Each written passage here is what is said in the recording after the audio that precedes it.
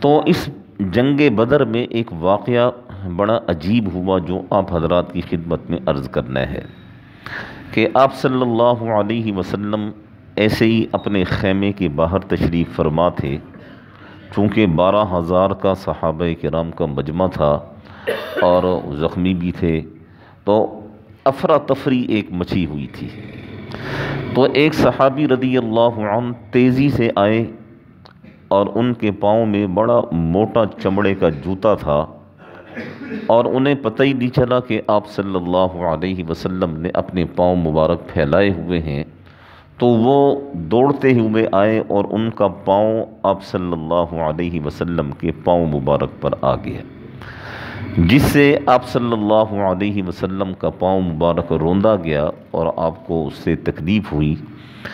آپ صلی اللہ علیہ وسلم کے ہاتھ میں ایک چھڑی تھی، آپ نے وہ اس صحابی کو ہلکی سی ماری اور آپ نے فرمایا اوجعتنی، دیکھ نہیں رہی ہو تم نے مجھے کتنی تکلیف پہنچائی ہے۔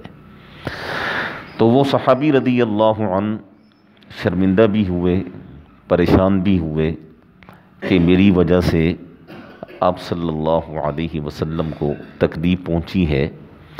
اور ایک چیز ذہن میں رکھیں، صحابہ کرام کا عام مزاج یہ تھا کہ ان کے دل میں ہر وقت خوف خدا ہوا کرتا تھا۔ کیوں؟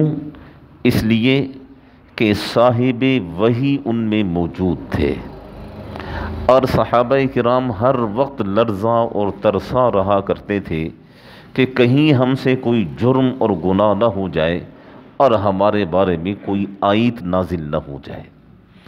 تو یہ صحابی رضی اللہ عنہ فرماتے ہیں فَبِتُّ بِلَيْلَةٍ كَمَا يَعْلَمُ اللَّهُ، کہ وہ رات میں نے جیسے گزاری ہے مجھے ہی پتہ ہے کہ ہر وقت میرے دل میں یہ خوف اور ہر وقت مجھے یہ خیال آتا تھا کہ کہیں ایسا نہ ہو میرے بارے میں کوئی آیت نازل ہو جائے، کہیں ایسا نہ ہو آپ صلی اللہ علیہ وسلم میرے بارے میں کچھ صحابہ کرام سے فرما نہ دیں، کہیں ایسا نہ ہو کہ آپ صلی اللہ علیہ وسلم مجھ سے ناراض ہو جائیں۔ وہ فرماتے ہیں کہ بس اسی خوف میں میں نے ساری رات گزاری، نہ میں سویا اور نہ ہی میں صحیح معنی میں آرام کر سکا، اور میرے دل میں یہ ایک ڈر تھا کہ کہیں میرے بارے میں آیت نازل نہ ہو جائے۔ فَبِتُّ بِلَيْلَةٍ كَمَا يَعْلَمُ اللَّهُ، میرا رب جانتا ہے میں نے وہ رات کیسے گزاری۔ جب صبح ہوئی تو آپ صلی اللہ علیہ وسلم نے ایک صحابی رضی اللہ عنہ سے فرمایا کہ جاؤ اس صحابی کو بلا لاؤ جنہوں نے میرے پاؤں کو روندا تھا، جاؤ انہیں بلا لاؤ۔ اب وہ جو صحابی بلانے کے لیے گئے تھے انہوں نے زور زور سے پکارنا شروع کر دیا، او بھائی فلاں کہاں ہیں، فلاں کدھر ہے، فلاں کہاں ہے۔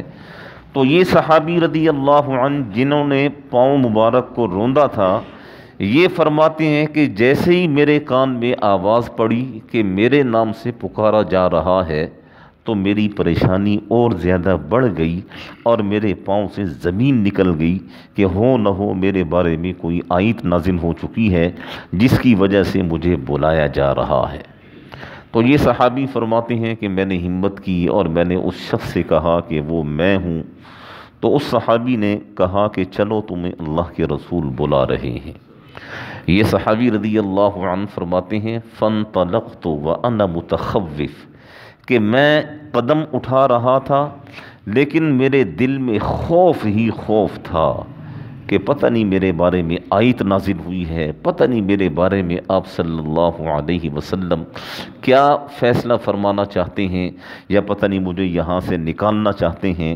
وہ فرماتے ہیں بس اسی پریشانی کے عالم میں میں ہر قدم اٹھاتا ہوا آپ صلی اللہ علیہ وسلم کے سامنے جا کر کھڑا ہو گیا، اور جب میں سامنے جا کر کھڑا ہوا تو آپ صلی اللہ علیہ وسلم مجھے دیکھ کر مسکرائے اور آپ نے فرمایا کہ تمہارا ہی پاؤں میرے پاؤں پر آیا تھا؟ تو میں نے عرض کیا کہ جی اللہ کے رسول۔ آپ نے فرمایا کہ میں نے چھڑی بھی ماری تھی؟ تو اس صحابی نے کہا کہ جی اللہ کے رسول۔ تو آپ صلی اللہ علیہ وسلم نے فرمایا اچھا ادھر آؤ، یہ میرے پیچھے 80 اونٹنیاں بندھی ہوئی ہیں، یہ میں تمہیں ہدیہ دے رہا ہوں، ان 80 اونٹنیوں کو مالک بن جاؤ اور یہ معاملہ یہیں رفع دفع کر دو، یعنی درگزر کر دو۔ درگزر سے مراد یہ ہے کہ بس اس قصے کو یہیں ختم کر دو۔ یہ آپ صلی اللہ علیہ وسلم نے عمدہ اخلاق کی بہترین ایک تصویر پیش فرمائی ہے کہ آپ صلی اللہ علیہ وسلم نے ہلکی سی چھڑی ماری، حالانکہ صحابہ کرام کا مزاج یہ تھا کہ صحابہ کرام اس چیز کو اپنی سعادت سمجھا کرتے تھے، لیکن آپ صلی اللہ علیہ وسلم نے امت کو تلقین، امت کو ترغیب دی ہے اس چیز کی، اگر کہیں کسی کے ساتھ اونچ نیچ ہو جائے تو اس معاملے کو اسی دنیا کے اندر رفع دفع کیا جائے، اسی دنیا کے اندر اس معاملے کو نمٹایا جائے۔ اور ایک ہلکی سی چھڑی پر آپ نے کتنی اونٹنیاں ہدیہ فرمائیں؟ 80 اونٹنیاں آپ صلی اللہ علیہ وسلم نے ان صحابی کو دی، اور آپ نے فرمایا کہ ان کو لے جا، تو ان کا مالک ہے، بس میرا معاملہ اس دنیا کے اندر ختم کر دے۔ اس صحابی رضی اللہ عنہ نے عرض کیا، اللہ کے رسول، میں کون ہوتا ہوں آپ سے بدلہ لینے والا؟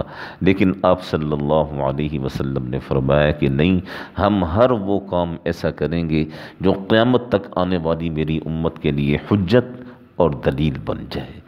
تو اس واقعے سے ہمیں معلوم کیا ہوا؟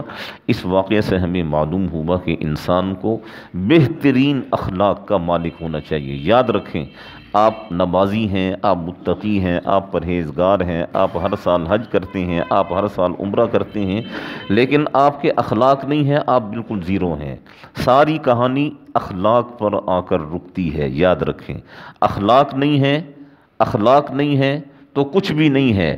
اور اگر آپ کے پاس خدا نخواستہ کوئی نیک عمل نہیں ہے، لیکن آپ ملنسار ہیں، آپ کے اخلاق اچھے ہیں، آپ کا لوگوں کے ساتھ برتاؤ رویہ اچھا ہے، تو انشاءاللہ ثم انشاءاللہ قیامت کے دن نجات کا کوئی نہ کوئی راستہ، کوئی نہ کوئی سبیل بن ہی پائے گی۔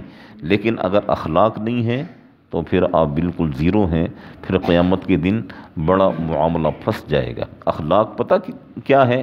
اخلاق یہ ہیں، آپ کے مجھ پر حقوق ہیں، میرے آپ پر حقوق ہیں۔ آپ جس معاشرے میں رہتے ہیں، جہاں رہتے ہیں، جو لوگ آپ سے وابستہ ہیں، ان کے آپ پر حقوق ہیں، آپ کے ان پر حقوق ہیں۔ آپ کی ذات سے انہیں کسی قسم کی کوئی تکلیف اور اذیت نہیں پہنچنی چاہیے۔ بس یہی بہترین اخلاق ہیں، اور یہی اخلاق کی اعلیٰ ترین مثال ہے۔